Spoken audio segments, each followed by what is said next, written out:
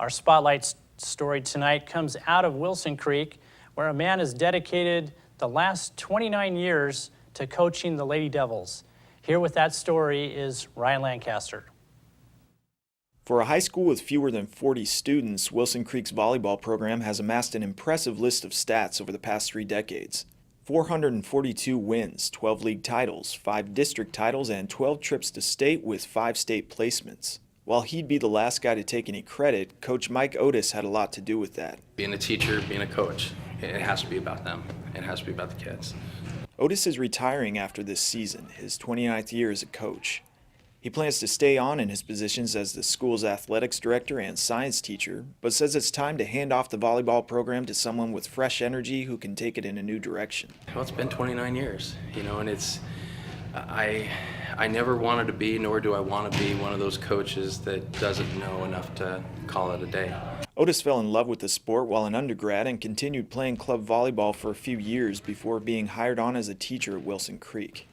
I like the skill sets, the skill progressions that you have to teach, and also that the girls have to acquire to play well.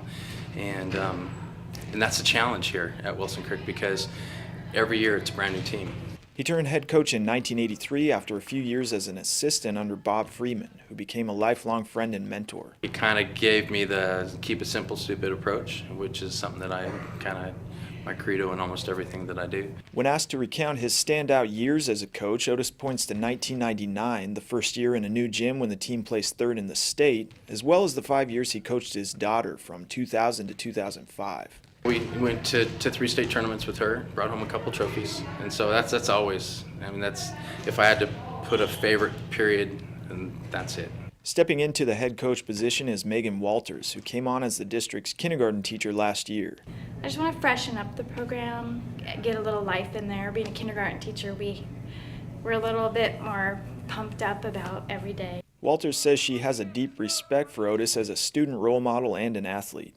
I'm excited for him to see something in me that makes him want to pick me to carry on what he started, and I hope it all works out really well.